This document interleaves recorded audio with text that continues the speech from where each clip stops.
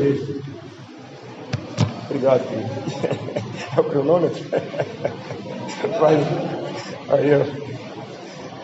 Então, aprove a Deus que fosse hoje o dia de trazê-lo para a igreja.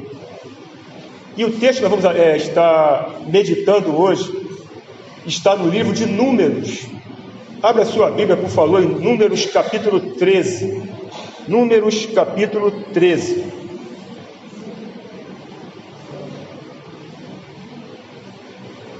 Quantos irmãos abrem?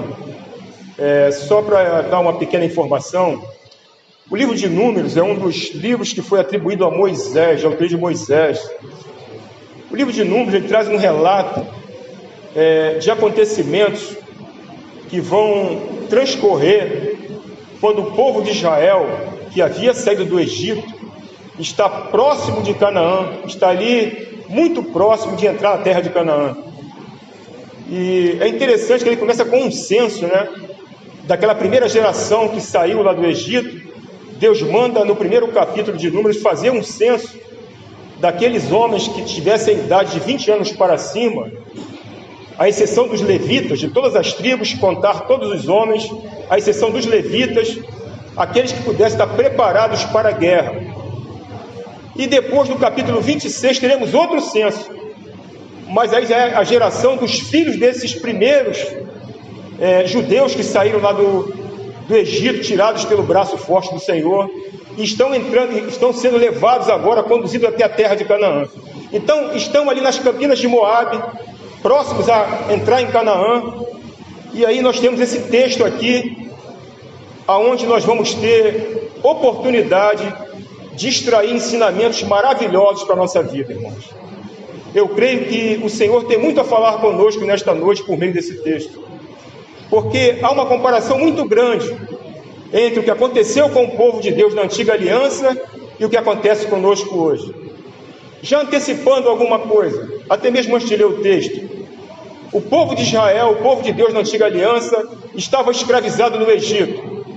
Nós, igreja do Senhor, antes de sermos constituídos sua igreja, antes de sermos alcançados pelo Evangelho, éramos escravos do mundo, escravos das paixões, estávamos escravizados pelo inimigo das nossas almas. Olha a semelhança. Assim como aquele povo, eles tinham que sair em direção a uma terra prometida pelo Senhor, a terra de Canaã, e tinha que passar por um deserto.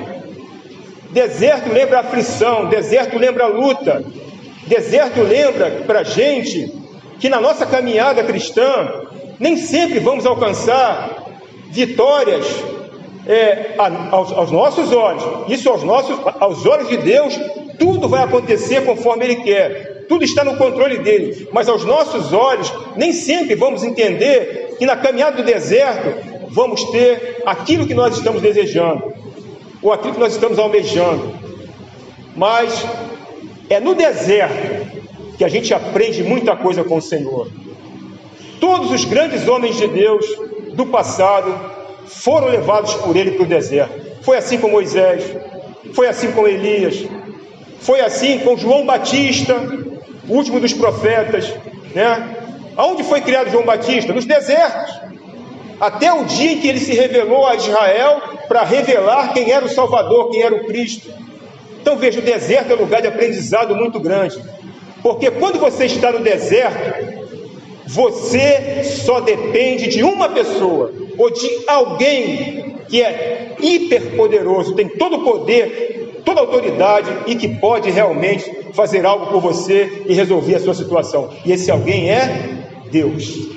No deserto, você olha para um lado, olha para o outro, não vê ninguém, não vê nada, você vê a situação se complicando, não sabe o que fazer. Então, só tem alguém a quem você possa buscar, e esse alguém é Deus. E é quando você faz isso, é que você percebe o quanto Deus está pertinho de você, o quanto Ele esteve o tempo todo com você. E porque você não estava passando por um deserto, você às vezes não percebia, mas quando você está no deserto, é que você percebe o quanto Deus esteve o tempo todo perto de você. Porque se você atravessa o deserto e passa por ele, é porque Deus te carregou durante todo aquele tempo até chegar onde Ele queria que você chegasse. Então, para concluir a similaridade entre o povo de Israel e nós, eles tinham que passar por um deserto, Olha aí o nosso deserto à nossa frente. O mundo é um grande deserto, irmãos. O mundo é um grande deserto. O mundo é um deserto onde as pessoas estão com as vidas secas. Falamos de ossos secos. Estamos cheios de ossos secos andando pelo mundo afora. Aonde só o Espírito do Senhor, só a palavra de Deus, levada pelo Espírito Santo, pode levantar esses corpos, pode levantar essas almas e pode dar vida a essas pessoas. Porque a verdadeira vida está em receber Jesus no seu coração, em ter Cristo em sua vida. Aí sim, você tem a verdadeira vida, porque Ele disse: eu sou o caminho, a verdade e a vida. E a outra similaridade, eles caminhavam para uma terra prometida, a terra de Canaã. E você, e nós, e cada um de nós cristãos, temos uma terra prometida.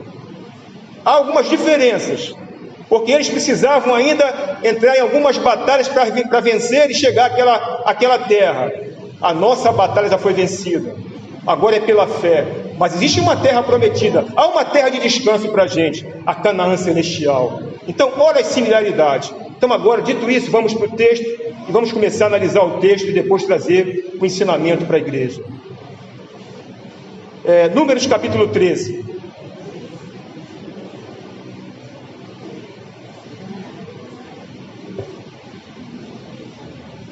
Disse o Senhor a Moisés: envia homens que espiem a terra de Canaã, que eu hei de dar aos filhos de Israel. Deixa eu frisar essa frase. Quero frisar o finalzinho desse versículo. Olha o que ele diz. Na verdade não é o finalzinho, é o meio da parte A. Versículo 2: envia homens que espiem a terra de Canaã. Eu quero frisar agora isso: que eu hei de dar aos filhos de Israel. Se Deus disse que há de dar, Ele vai dar. Guarde isso no seu coração. De cada tribo de seus pais enviareis um homem, sendo cada qual príncipe entre eles. Enviou-os Moisés no deserto de Parã, segundo o mandado do Senhor. Todos aqueles homens eram cabeça dos filhos de Israel. São estes os seus nomes: da tribo de Ruben, Samua, filho de Zacur; da tribo de Simeão, Safate, filho de Ori; da tribo de Judá, Calebe, filho de Jefoné; da tribo de Issacar, Gigeal, filho de José; da tribo de Efraim, Oséias, filho de Num; da tribo de Benjamim, Palti, filho de Rafu; da tribo de Zebulon, Gadiel, filho de Sodi; da tribo de José, pela tribo de Manassés, Gadi, filho de Sussi. Por quê? Deixa eu só parar um pouquinho. Por que de José? Ele diz aqui da tribo de Manassés. Porque José morreu no Egito, mas Deus deu herança para os dois filhos dele, Efraim e Manassés, tá? Então, de José, aqui falou da tribo de Manassés, Gadi, filho de Suzi; da tribo de Dan, Amiel, filho de Gemali; da tribo de Asser, Setur, filho de Micael; da tribo de Naftali, Nabi, filho de Vofsi; da tribo de Gade, Jeuel, filho de Maqui. São estes os nomes dos homens que Moisés enviou a espiar aquela terra. E a Oséias, filho de Num, Moisés chamou Josué. Enviou-os, pois, Moisés a espiar a terra de Canaã, e disse-lhes: subi ao Neguebe, e penetrai nas montanhas, vede a terra, que tal é o povo que nela habita, se é forte ou fraco, se pouco ou muitos, e qual é a terra em que habita, se boa ou má, e que tais são as cidades em que habita, se em arraiais, se em fortalezas. Também qual é a terra, se fértil ou estéril, se nela há matas ou não. Tende ânimo. Quero frisar também essa palavra que ele fala aqui: tende ânimo e trazei do fruto da terra. Eram aqueles dias, os dias das primícias das uvas. Quero frisar essa palavra também, essa expressão, tende ânimo. Frisei duas expressões até agora: a terra de Canaã, que eu hei de dar aos filhos de Israel. E frisei ainda: tende ânimo e trazei do fruto da terra. Continuando, versículo 21. Assim subiram e espiaram a terra, desde o deserto de Zin até Reob, a entrada de Ramate, e subiram pelo Neguebe e vieram até Hebron. Estavam ali Aimã, Sessai e Talmai, filhos de Anak. Hebron foi edificada 7 anos antes de Zoan, no Egito. Depois vieram até o vale de Escol, e dali cortaram um ramo de vide com um cacho de uvas, o qual trouxeram 2 homens numa vara, como também romães e figos. Esse lugar se chamou o vale de Escol, por causa do cacho que ali cortaram os filhos de Israel. Ao cabo de 40 dias, versículo 25, voltaram de espiar a terra, caminharam e vieram a Moisés e a Arão, e a toda a congregação dos filhos de Israel, no deserto de Parã, a Cádiz.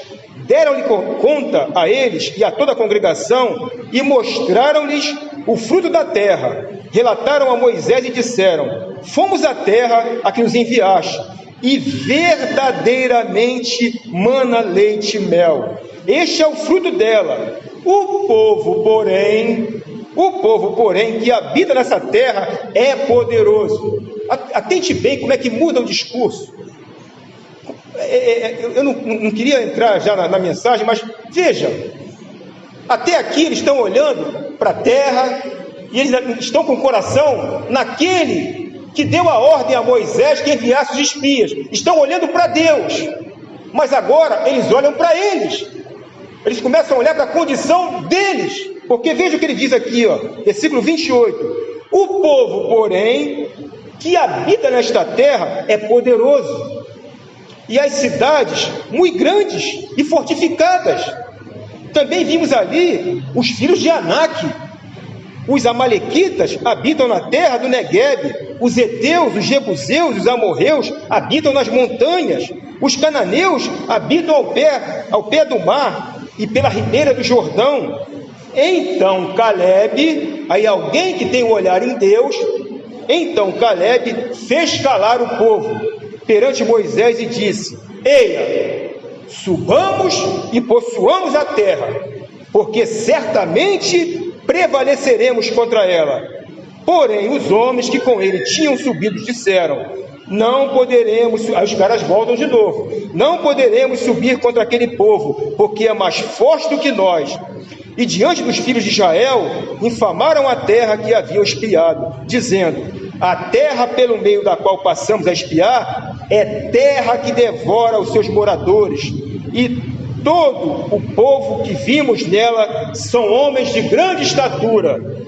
Também vimos ali gigantes, os filhos de Anak, são descendentes de gigantes, e éramos, vou frisar essa frase aqui também agora, que vai dizer: aos nossos próprios olhos, como gafanhotos, e assim também o éramos aos seus olhos. Amém? Vamos orar ao Senhor. Querido Deus, Pai querido, muito obrigado, Senhor. Obrigado, Senhor, pela oportunidade que o Senhor nos concede de estarmos aqui mais uma vez em Tua casa, onde podemos nesse momento estar meditando em Tua palavra, estar recebendo a porção que o Senhor separou nesta noite para o nosso coração, para a nossa alma, porque, como disse o Senhor Jesus Cristo em Mateus capítulo 4, no versículo 4, nem só de pão, meu Pai querido, viverá o homem, mas de toda a palavra que procede da boca de Deus.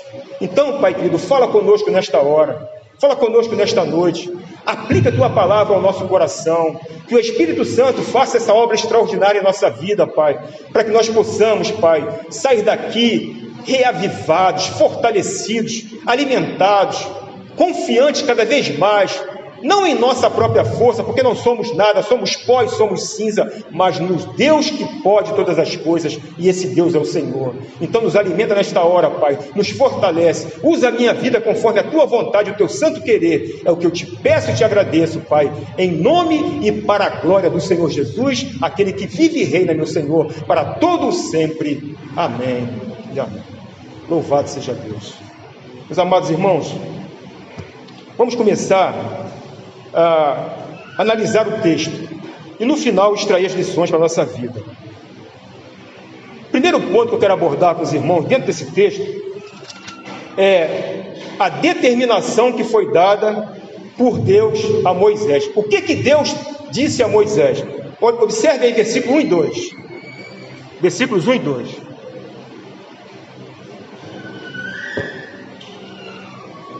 Disse o Senhor a Moisés: envia homens que espiem a terra, que eu hei de dar aos filhos de Israel.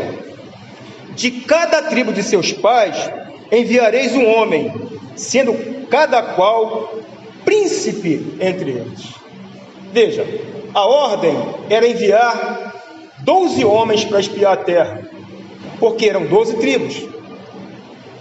Havia uma outra tribo, na verdade eram 13 tribos. Posso dizer que são 13 tribos, por quê? Os levitas eram colocados à parte. Eu falei para vocês que José representavam 2 tribos, Manassés e Efraim.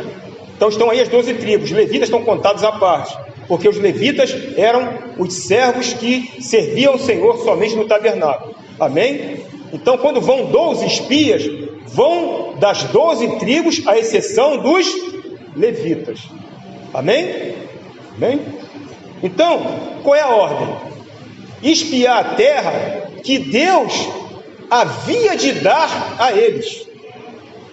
Então, não era para espiar a terra com o coração temeroso.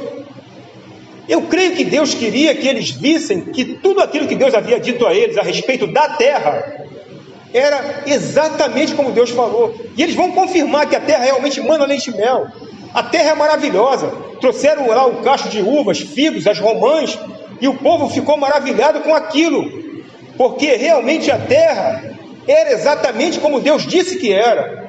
Mas há uma expressão aqui que não pode fugir, não deveria fugir à mente deles. Era uma terra que o Senhor disse que havia de dar a eles. O Senhor disse que havia de dar a eles. Se o Senhor disse que havia de dar a eles, então o Senhor daria a eles.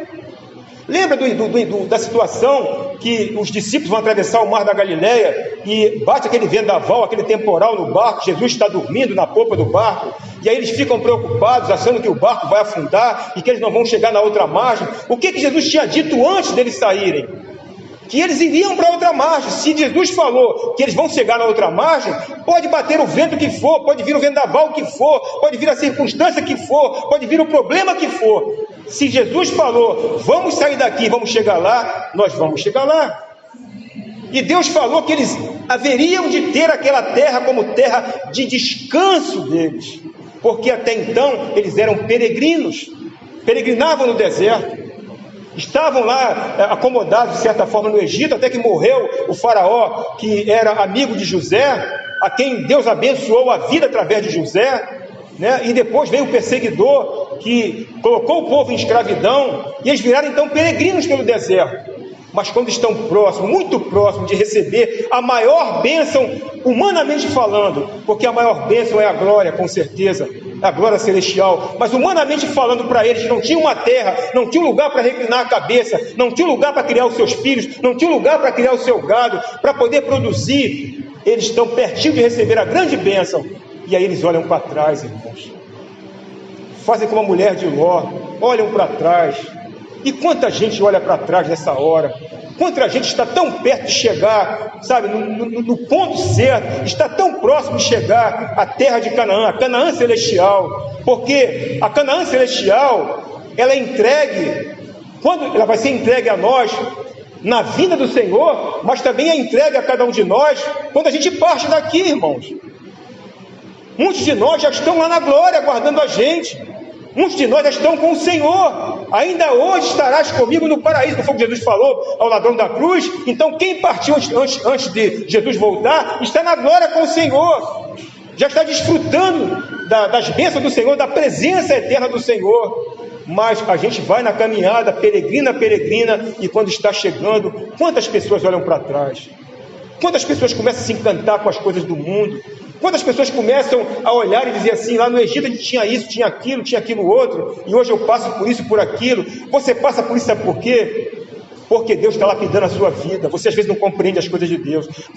A gente não compreende a mente de Deus. Quem compreendeu a mente do Senhor? Sabe? A forma de Deus agir é diferente da forma de a gente imaginar que Deus devesse agir. Muitas vezes é no sofrimento é que Deus lapida a nossa vida, é no sofrimento, é na luta, é na aflição, é que Deus está trabalhando, porque Deus tem um alvo muito maior para a minha vida, para a sua vida, do que simplesmente este mundo. Deus está nos preparando, é para a glória, meus irmãos.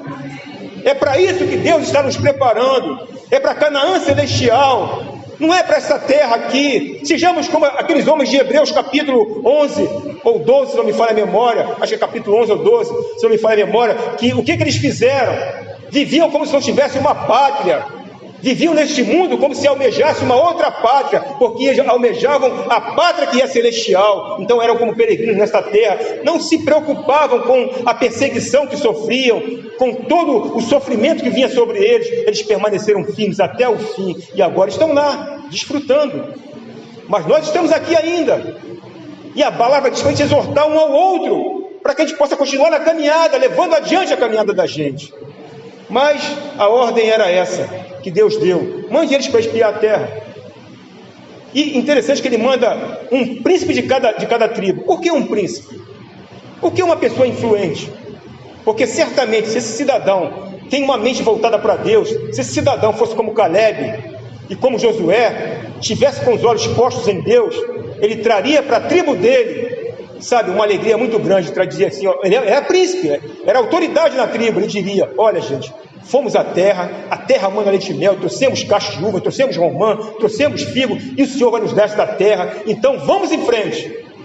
Ele escolheu uma pessoa que ia ter influência sobre aquelas pessoas que ali estavam, mas infelizmente, dos 12 que foram, só 2 tiveram essa menção de entender que quem enviou eles antes de ser Moisés foi Deus.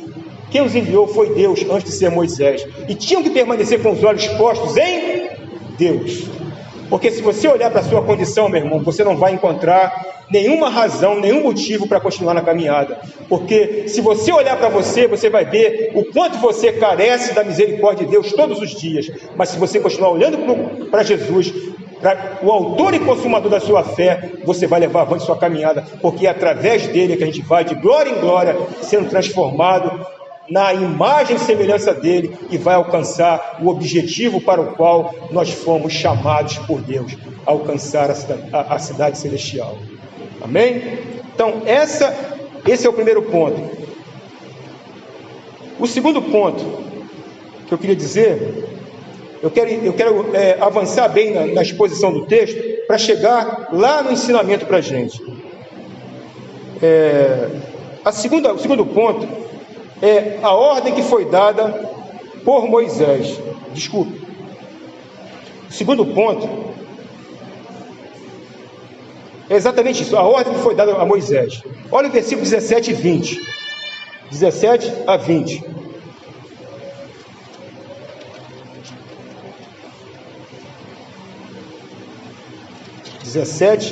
Até o versículo 20. Enviou-os, pois, Moisés a espiar a terra de Canaã, e disse-lhes: subi ao Neguebe e penetrai nas montanhas, vede a terra, que tal é, e o povo que nela habita, se é forte ou fraco, se poucos ou muitos, e qual é a terra em que habita, se boa ou má, e que tais são as cidades em que habita, se em arraiais ou se em fortalezas. Também qual é a terra, se fértil ou estéril, se nela há matas ou não. Tende ânimo e trazei do fruto da terra. Eram aqueles dias os dias das primícias das uvas. Então Moisés manda que eles espiassem a terra, e eles cumpriram fielmente, até certo ponto, aquilo que Moisés mandou eles fazerem. O grande problema deles é quando eles vão fazer o relatório daquilo que eles viram lá. O problema não está no que eles viram. Ver gigantes não é problema. Ver que as cidades eram em arraiais ou eram em aldeias, ou como eles se organizavam, quem habitava em tal lugar, não é problema. Ver que de repente os exércitos deles talvez fossem muito maior do que em número do que o exército de Israel, não é problema. A questão é como eles se viram diante daquela situação. Eles tiraram os olhos de Deus e olharam para eles. Esse é o grande problema. E o grande problema nosso, na nossa vida cristã, é quando a gente tira o nosso foco, os nossos olhos de Jesus, e passa a olhar para a nossa condição. Não faça isso, meu irmão. Não olhe para a sua condição. A sua condição humana é de pecador. É uma pessoa que carece todo dia da misericórdia de Deus. Então, olhe para quem pode tratar da sua condição e permaneça com os olhos nele, porque é olhando para ele, firmemente para ele, é que você vai alcançar a vitória, que você vai alcançar, sabe, o objetivo para o qual Deus te chamou. Deus te chamou para chegar até uma terra prometida, que é a Canaã celestial. Os espias executam a ordem dada por Moisés. Até aqui o comportamento dos espias pode ser considerado em conformidade com a missão que haviam recebido de Moisés. Eles percorreram a região que Moisés os havia comissionado e trouxeram amostras do fruto da terra, conforme Moisés havia determinado. Eles só não atentaram para uma pequena expressão que Moisés havia dito a eles, quando partiram para espiar a terra de Canaã. Isso fica evidenciado quando eles apresentam a Moisés e ao povo o relatório da sua missão. Que expressão é essa? Está lá na parte B do versículo 20. Moisés diz: tende ânimo, vocês vão, subam, olhem a terra, mas tende ânimo. Irmãos, esse é, por sinal, o verdadeiro problema quando estamos diante de uma situação que aos nossos olhos consideramos adversa, ou diante de um problema ou desafio que aos nossos olhos parece impossível de ser vencido.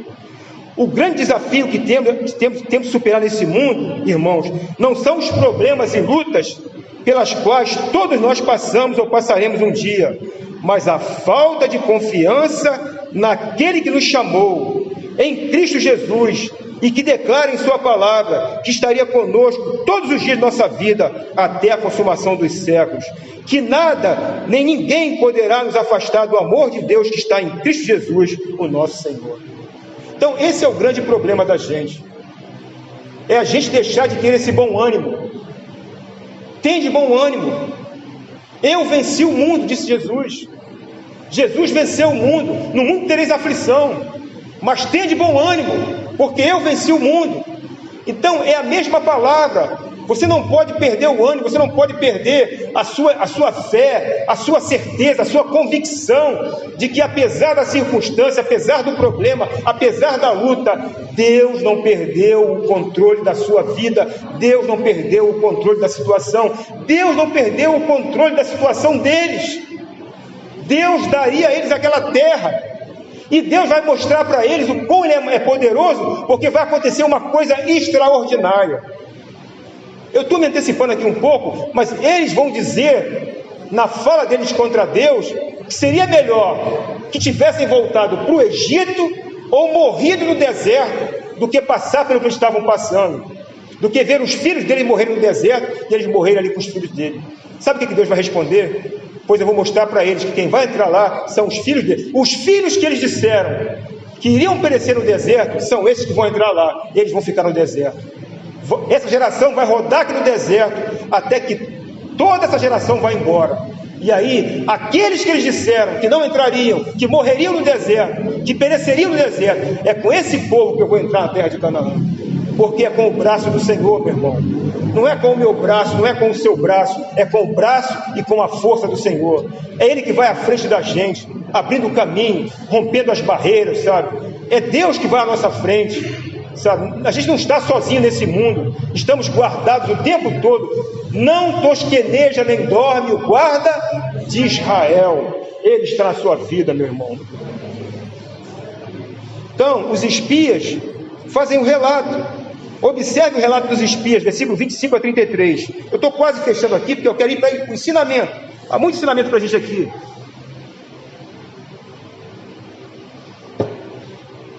Versículo 25 a 33. Olha o relato dos espias.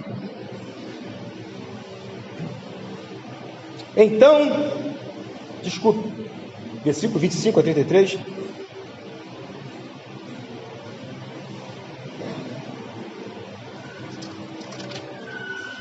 A minha folha virou, a minha página virou aqui, perdão.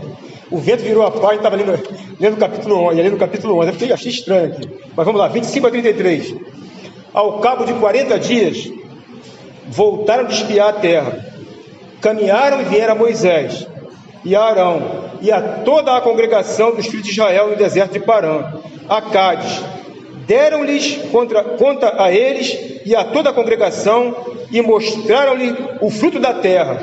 Relataram a Moisés e disseram: fomos à terra que nos enviaste, e verdadeiramente mana leite e mel, este é o fruto dela. Até aqui, que maravilha! A terra, Moisés, é exatamente como o Senhor Deus disse para a gente que seria. É uma terra que mana leite e mel. Está aqui o fruto. O Senhor foi tão cuidadoso em enviar eles a espiar a terra, porque enviou na terra em que era a terra da colheita da uva. O texto fala lá que era a terra da colheita da uva. Então, quer dizer, estava em abundância. A colheita estava em abundância. Então, para que eles pudessem ver o fruto da terra, era para ver o fruto da terra, que verdadeiramente a terra era maravilhosa. Não para se preocupar com o tamanho do gigante, não para se preocupar com o tamanho do problema, porque o problema é de Deus, o problema é com Deus, não é com eles. Meus irmãos, deixa eu só frear aqui um pouquinho e falar uma coisa. Quando Deus mandou Moisés levantar o tabernáculo, sabe o que acontecia? Tinha uma nuvem sobre o tabernáculo. Sabe o que Deus disse para eles? Vocês só vão caminhar quando a nuvem sair de cima do tabernáculo. Enquanto a nuvem estiver sobre o tabernáculo, vocês fiquem parados. Porque se vocês saírem com essa nuvem parada, vocês vão ser derrotados. Mas quando a nuvem sair, sou eu que estou levando vocês. Então vocês podem ir. Então, meus irmãos, era caminhar com o Senhor. Aonde a nuvem fosse, eles podiam ir. Eles estavam ali. Quando a nuvem se levantasse, era hora de entrar em Canaã, eles iam entrar em Canaã. Porque o Senhor ia à frente. Foi assim o tempo todo. O tempo todo o Senhor dirigindo eles. E agora eles estão ali, receosos de uma situação, porque olharam para a condição deles. Vamos continuar a leitura aqui. A terra, então, é maravilhosa. Versículo 28. O povo, porém, que habita nessa terra é poderoso. Como é que ele sabe que o povo é poderoso? Meu Deus! Eles enfrentaram o povo por acaso? Às vezes o cara está lá com uma lança enorme, como Golias. Golias tinha uma lança, tinha escudo, tinha uma opção de coisa. Davi tinha o quê? Tinha uma funda, com umas pedrinhas. Mas Davi tinha um diferencial, que eles tinham também e não percebiam. Qual o diferencial de Davi? Tu vens contra mim com escudo, com espada e com lança, mas eu vou contra ti em nome do Senhor dos Exércitos. Era o diferencial de Davi. E era o diferencial deles, mas não perceberam isso. Então viram o povo como um povo poderoso.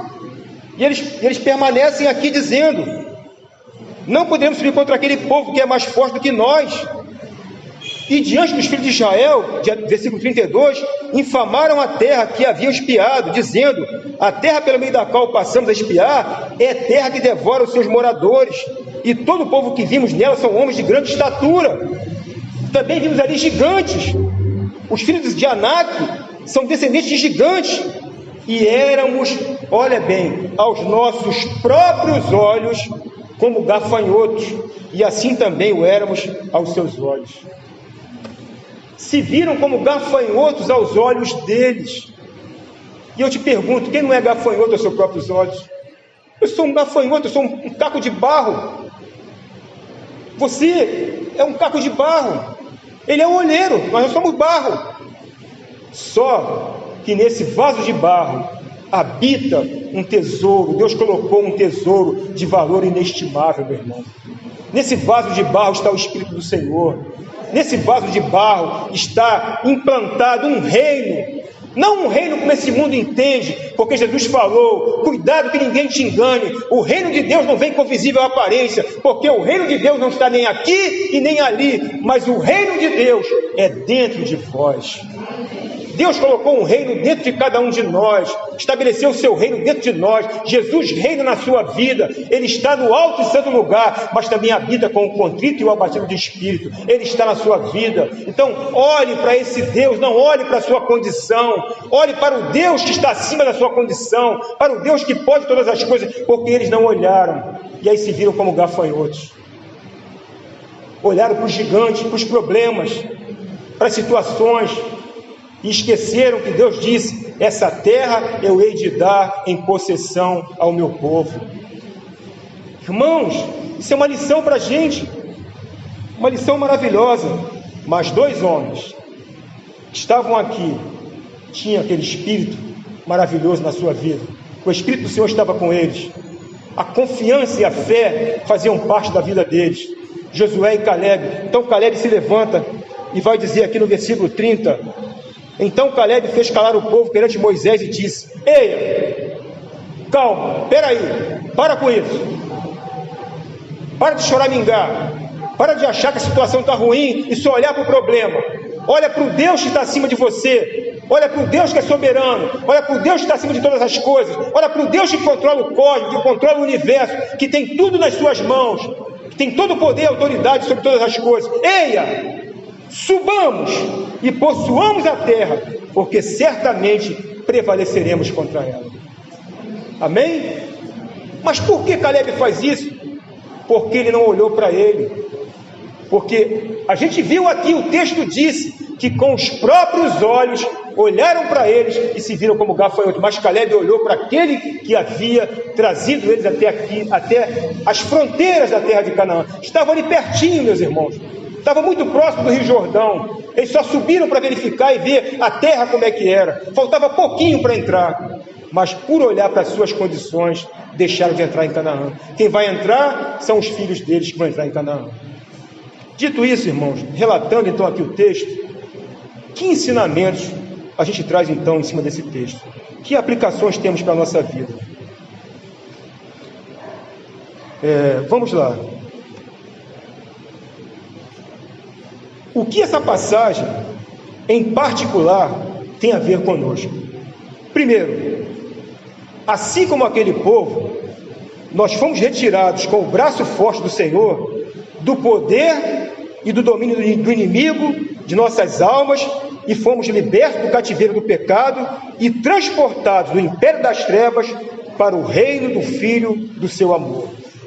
Somos agora, como aquele povo, peregrinos nessa terra, tendo igualmente a mesma pedra que os conduzia, nos protegendo e nos guiando, de modo que nos mantenhamos firmes em nossa caminhada até a nossa terra de descanso, até a Canaã celestial. Vocês sabiam? A mesma pedra que guardava eles é a pedra que nos guarda. Abra sua Bíblia em 1 Coríntios, capítulo 10, versículo 1 a 4. Vamos ver quem guardava eles e que eles deixaram de confiar. Vamos ver quem era o anjo do Senhor que andava com eles. 1 Coríntios, capítulo 10, versículo 1 a 4. O Espírito Santo, através do apóstolo Paulo, vai nos dizer quem é esta pedra que acompanhava eles e que está conosco em nossa vida também. 1 Coríntios 10, versículo de 1 a 4. Ora, irmãos, perdão, espera os irmãos abrirem, espera mais um pouquinho. Ora, irmãos, não quero que ignoreis que nossos pais estiveram todos sob a nuvem, e todos passaram pelo mar, tendo sido todos batizados, assim na nuvem como no mar, com respeito a Moisés. Está falando desse povo, tá? Do povo que passou pelo Mar Vermelho. Todos eles comeram de um só manjar espiritual. Todos eles comeram de um só manjar espiritual. E beberam da mesma fonte espiritual, porque bebiam de uma pedra espiritual que os seguia. E a pedra era... O que diz sua Bíblia aí? E a pedra era... Oh, glória! Que maravilha! A pedra era Cristo. É a mesma pedra que nos guia, é a mesma rocha que nos sustenta, é a mesma rocha que nos dá a vitória, é a mesma rocha em que você está alicerçada, meu irmão, minha irmã, em que você está alicerçado, meu irmão. Então não olhe para o problema, não olhe para a circunstância, olhe para Deus, olhe para aquele que se fez homem, não usurpou ser igual a Deus, antes se fez carne, se humilhou até a morte, morte de cruz. Para quê? Para te salvar, para te libertar, para te pôr em liberdade, para te trazer a comunhão com o Pai, para que agora você pudesse ter essa fé gloriosa, essa fé maravilhosa, essa confiança, essa certeza de qualquer problema que venha contra você, não é capaz de derrotar você, de lançar você por terra, porque maior é o que está conosco do que o que está no mundo. A pedra era Cristo. A pedra que estava com ele era Cristo, meus irmãos. Paulo está revelando aqui, porque bebiam de uma pedra espiritual que os seguia, e essa pedra era Cristo. Mas Paulo também nos lembra nesse mesmo capítulo do que aconteceu com aquele povo, como eles deixaram de entrar na terra de Canaã, porque Deus não se agradou da maioria deles, porque diante dos desafios da caminhada, eles duvidaram das promessas de Deus e desejaram voltar para o Egito. No mesmo capítulo 10 que nós lemos, e eu vou pedir a você que continue no capítulo 10 de Coríntios, tá? Eu não vou me demorar muito não, são 15 para as 9, a gente vai acabar no tempo certinho. Vamos continuar em 1 Coríntios, capítulo 10 mesmo. O texto vai prosseguir. Olha o que acontece aqui, é o que Paulo nos mostra, que Deus não vai se agradar deles, porque eles duvidaram da promessa do Senhor. O Senhor disse: hei de dar a ele essa terra, mas não acreditaram. E olha o que acontece, o que Paulo fala aqui, versículo 5: entretanto, Deus não se agradou da maioria deles, razão porque ficaram prostrados no deserto. Ora, estas coisas se tornaram exemplos para nós. Olha o que Paulo está dizendo: estas coisas se tornaram exemplos para nós, a fim de que não cobicemos as coisas más, como eles cobiçaram. Não vos façais, pois, idólatras, como alguns deles, porquanto está escrito: o povo assentou-se para comer e beber, e levantou-se para se divertir. Aqui é o episódio do bezerro de ouro. E ele prossegue: e não pratiquemos imoralidade, como alguns deles fizeram, e caíram num só dia 23.000. Não ponhamos o Senhor à prova, como alguns deles já fizeram e pereceram pelas mordeduras de serpentes. Nem murmureis, como alguns deles murmuraram e foram destruídos pelo exterminador. Estas coisas lhes sobrevieram como exemplo e foram escritas para advertência nossa, de nós outros, sobre quem os fins dos séculos têm chegado. Aquele, pois, que pensa estar de pé, veja que não caia. Não vos sobreveio tentação que não fosse humana, mas Deus é fiel e não permitirá que sejais tentados além das vossas forças. Pelo contrário, juntamente com a tentação, vos proverá livramento, de sorte que a possais suportar. Que exortação Paulo está nos dando. Olha o que aconteceu com ele, e veja o exemplo do que aconteceu com eles. Mas Deus tem sido extremamente misericordioso conosco, porque não nos permite ser tentado além das nossas forças, mas com a tentação nos dá a provisão para que nós possamos continuar avançando, continuar levando nossa vida avante, porque dele, por ele e para ele são todas as coisas, a ele pois a glória eternamente, amém. Não há como não citar esse versículo em cada pregação. Nós podemos, em cada pregação que subamos ao púlpito, ou estejamos aqui pregando, falar esse versículo, vai se encaixar perfeitamente, porque dele, por ele e para ele são todas as coisas. Tudo vem dele, meus irmãos. É a misericórdia dele, é a mão dele que nos abençoa, por sua graça, por sua livre graça. Deus não deve nada a ninguém. Pelo contrário, o que nos cabia era condenação, mas aprove a ele, pela sua compaixão, pela sua misericórdia, nos eleger, nos escolher em Cristo, antes da fundação do mundo, para que pudesse ser esse povo que ele está agindo, operando, dia após dia em nossa vida, através do seu Santo Espírito, aplicando a palavra ao nosso coração e preparando a gente para apresentar-nos como uma igreja sem mácula, sem mancha, e viver a eternidade em sua presença. Louvado seja o nome do Senhor Jesus. Glórias a Deus. Irmãos, como nos ensina o autor aos Hebreus, no capítulo 4, não precisa abrir não, tá? Resta um repouso para o povo de Deus. Mas os que entram nesse repouso são aqueles que depositam plena e total confiança no Senhor, e que diante das circunstâncias adversas não olha para a sua condição humana, mas assim como Josué e Caleb mantêm seus olhos postos naquele que prometeu estar conosco todos os dias de nossa vida até a consumação dos séculos, que morreu pelos nossos pecados, mas ressuscitou ao terceiro dia, e que já está na Canaã celestial, onde preparou um lugar para todos aqueles que permanecem firmes na caminhada. Jesus veio, morreu, ressuscitou, já está na Canaã celestial, e ele fala em João capítulo 14, versículo de 1 a 6, não se turbe o vosso coração, credes em Deus, crede também em mim. Para onde eu vou há muitas moradas, mas eu vou preparar-vos lugar, para que onde eu estou, vós estejais também. E vós sabeis para onde eu vou. E aí Filipe pergunta, Senhor, não sabemos para onde tu vais?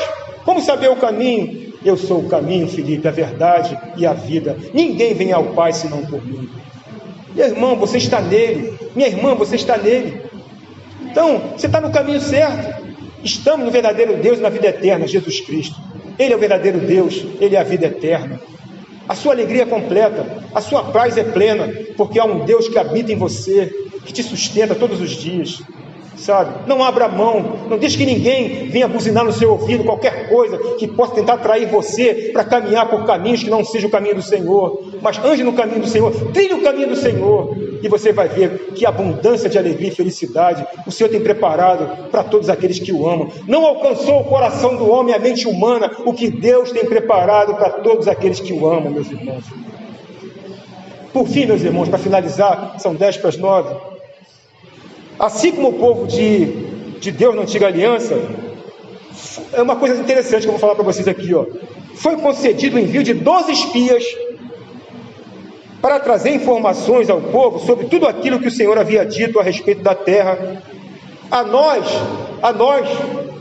o Senhor concedeu que 12 homens, olha o 12 de novo aí, a nós, o Senhor concedeu que 12 homens que desfrutaram por 3 anos da companhia e ministério do Senhor Jesus, inspirados e cheios do Espírito Santo, nos deixassem o registro no Novo Testamento daquilo que o Senhor tem preparado para todos aqueles que estão em Cristo, que o amam e que confiam em suas palavras.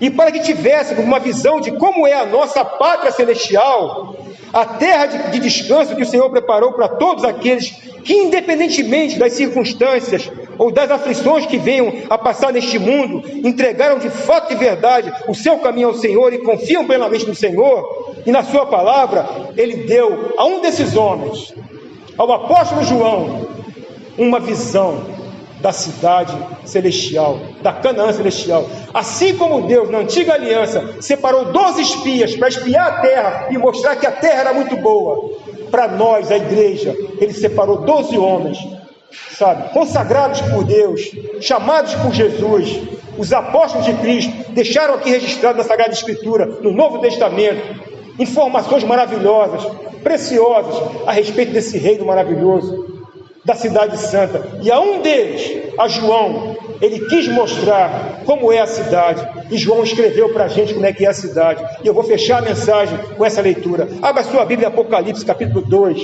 Olha o que te espera, meu irmão, capítulo 21. Apocalipse, capítulo 21, versículo de 1 a 7. Levante sua cabeça, meu irmão e minha irmã.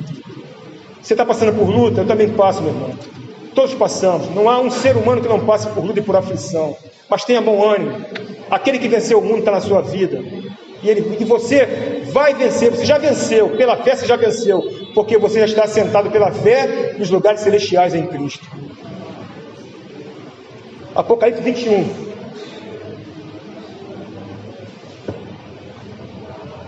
João é como se fosse um espia do Novo Testamento. Ele olhou a terra e nos mostra como é a terra. E ele fala o seguinte: vi novo céu e nova terra, pois o primeiro céu e a primeira terra passaram, e o mar já não existe. Vi também a cidade santa, a nova Jerusalém, que descia do céu, da parte de Deus, ataviada como noiva, adornada para o seu esposo.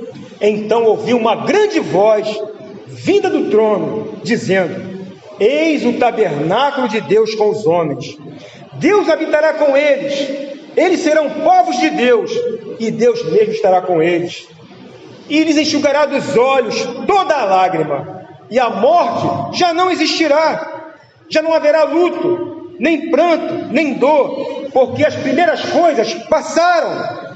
E aquele que está sentado no trono disse: eis que faço nova todas as coisas. E acrescentou: escreve, porque estas palavras são fiéis e verdadeiras. Disse-me ainda: tudo está feito, eu sou o Alfa e o Ômega, o princípio e o fim. Eu, a quem tem sede, darei de graça da fonte da água da vida. O vencedor herdará estas coisas, e eu lhe serei Deus, e ele me será filho. É o que nos aguarda, meus irmãos. Por isso que Paulo, quando escreve lá aos Romanos, no capítulo 8, ele fala com muita tranquilidade. Não dá para comparar os sofrimentos do tempo presente com a glória a ser revelada em nós. Não dá para comparar, meus irmãos. Você viu a glória da cidade santa? Essa é a Canaã celestial. Nós somos peregrinos nessa terra, meus irmãos. O mundo é contra nós, não tem problema. Se Deus é por nós, quem será contra nós? E se o mundo é contra nós, nós não somos contra eles. Nós os amamos. Nós queremos levar para ele a palavra da vida, mostrar para eles que é um Deus que os ama. Não importa se eles não nos amam, porque eles não nos amam porque não entendem a palavra de Deus, porque se tivessem o entendimento, eles também fariam o que nós estamos fazendo por eles, pregando o Evangelho, porque tudo é pela graça, não há virtude nenhuma em mim e em você, é o Senhor quem nos despertou a alma, o Espírito, e agora nos dá a missão de levar o Evangelho a toda criatura. Amém? Então, meus irmãos, essa é a cidade santa.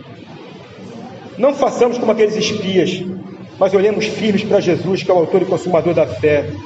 Então, meus irmãos, permaneçamos firmes na caminhada. Não olhe para as lutas que todos passamos nesse mundo, como aqueles homens que foram espiar a terra de Canaã. Eles deixaram de olhar para o Senhor que os havia conduzido até ali e passaram a olhar para a sua própria condição. Isso lhes trouxe medo e desânimo, porque de fato, se olharmos para a nossa própria vida, não veremos em nós a condição necessária para vencermos o mundo e chegarmos até a Canaã celestial. Mas se mantivermos nossos olhos em Cristo e não desfalecermos na fé, nós vamos vencer todas as adversidades, porque o Senhor dos Exércitos está conosco, o Deus de Jacó é o nosso refúgio. Amém? Que Deus os abençoe, em nome do Senhor Jesus Cristo, e que a graça e a paz do Senhor sejam cada vez mais abundantes em suas vidas.